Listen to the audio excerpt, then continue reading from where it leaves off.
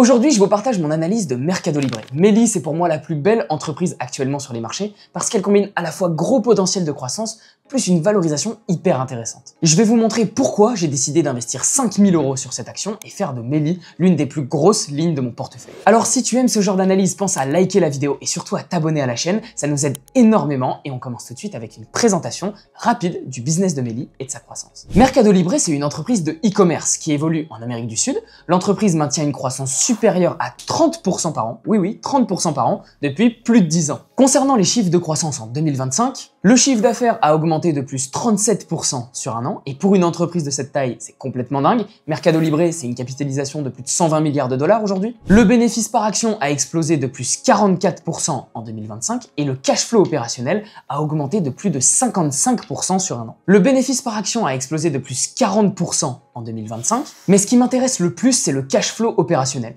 Il est passé de 1,88 milliard au Q2 2024 à 2,92 milliards au Q2 de cette année, soit une hausse de plus de 55% sur un an. Maintenant, regardons les KPI du business de Meli. Le GMV, c'est le volume total de transactions sur leur plateforme e-commerce. Il a atteint 15,3 milliards de dollars, en hausse de plus 21% sur un an. Meli compte aujourd'hui 70,8 millions d'utilisateurs uniques, en hausse de plus 25% sur un an. Leur segment FinTech compte 67,6 millions d'utilisateurs actifs mensuels, en hausse de plus 30% sur un an. Et le volume de paiement a atteint 64,6 milliards de dollars, soit plus 39% sur un an. Mais franchement, ce qui me rend fou avec Meli, c'est le potentiel qui reste à exploiter. L'Amérique latine n'a que 15% de pénétration e-commerce, contre 30% en Chine par exemple.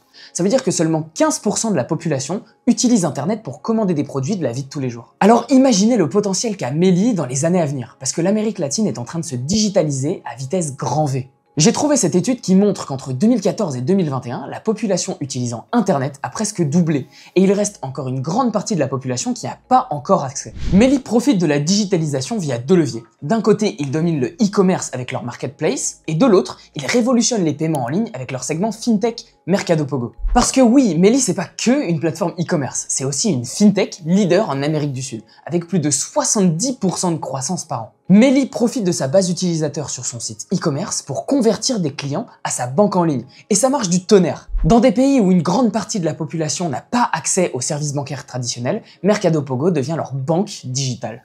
Maintenant, essayons de savoir si c'est le bon moment d'acheter l'action aujourd'hui. Ceux qui ont rejoint ma formation gratuite de 5 jours sur le stock picking le savent. Pour savoir si c'est le bon moment pour acheter, on fait une analyse de valorisation. Alors regardons les chiffres de Meli. L'action s'échange aujourd'hui pour un PER de 58 avec une moyenne sur 5 ans autour de 121. Mais est-ce que le PER nous importe pour Meli? En fait non, parce que Meli c'est une entreprise de croissance. Son objectif c'est de faire grossir son cash flow, pas ses bénéfices à court terme.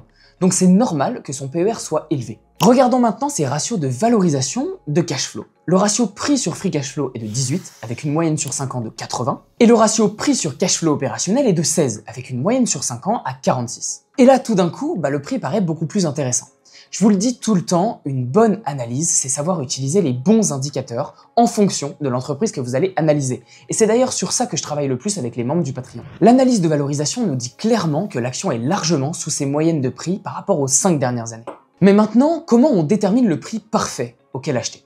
On va regarder le graphique de l'action. Le graphique de Meli, le voilà, et il nous montre une belle tendance haussière sur le long terme. Le cours évolue au-dessus de ses moyennes mobiles, et c'est exactement ce qu'on veut voir en tant qu'investisseur. On voit que la moyenne mobile 50 en hebdo, la ligne bleue que vous voyez juste là, fait souvent office de support. Donc pour nous, en tant qu'investisseurs, le meilleur moment pour acheter, c'est le plus proche possible de cette ligne bleue. Et actuellement, on s'en rapproche petit à petit. Là, on a deux choix. Soit on coupe notre investissement en 2 ou en 3 et on fait un premier investissement sur le prix actuel, puis un second si le prix baisse et vient chercher la moyenne mobile 50, soit on prend le risque d'attendre que le prix descende pour avoir un meilleur point d'entrée, mais si le prix descend jamais, alors ce sera trop tard et on pourra plus rentrer sur l'action. J'ai personnellement fait le choix d'attendre pour le moment, voir comment se passe le mois de septembre et éventuellement profiter d'une baisse rapide dans les 2-3 prochaines semaines. J'investirai au moins 5000 €, mais je vous tiens au courant dès que je passe à l'achat sur mon Patreon, comme d'habitude. J'ai calculé un DCF rapide sur Meli grâce à Stock Unlock pour savoir combien de rendement je pouvais espérer sur les 5 ans à venir. Si l'entreprise maintient une croissance de 30% par an de son cash flow opérationnel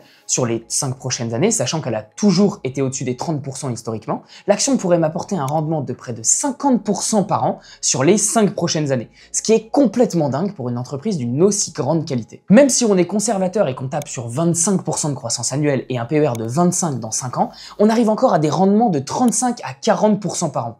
Et ça, c'est exactement le genre d'opportunité qu'on cherche en stock picking. Alors pourquoi j'investis autant dans Meli? En vérité, il y a 3 raisons principales qui m'ont motivé à investir sur le titre. Déjà, la croissance ne faiblit pas. Au contraire, elle accélère trimestre après trimestre. Ensuite, la valorisation est hyper intéressante. L'action s'échange aujourd'hui bien en dessous de ses moyennes historiques de valorisation, donc c'est signe qu'on achète au bon moment. Et enfin, l'écosystème de Mercado Libre s'auto-renforce. Je pense vraiment que la branche FinTech a beaucoup d'avenir et je pense qu'elle pourrait d'ici 3 à 5 ans représenter 30 à 40% du chiffre d'affaires total de Mercado Libre. Mercado Libre, c'est une entreprise en hyper croissance, sur un marché en pleine expansion et qui s'échange aujourd'hui à une valorisation hyper intéressante. Alors si tu aimes ce genre d'analyse détaillée, je t'en partage plusieurs par semaine dans mon Patreon, uniquement des entreprises hyper intéressantes comme Meli, dans lesquelles je compte investir bientôt. Alors si tu veux prendre en main ta liberté financière, construire un vrai patrimoine sur le long terme en moins de 7 ans, arrête d'investir dans des ETF, forme-toi, investis en stock picking dans des actions et commence dès maintenant en rejoignant mon Patreon.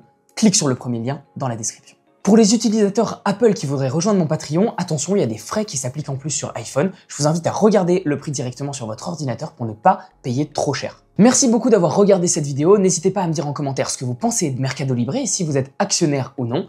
Moi, je vous dis à jeudi prochain pour une prochaine vidéo. C'était Hugo. Ciao!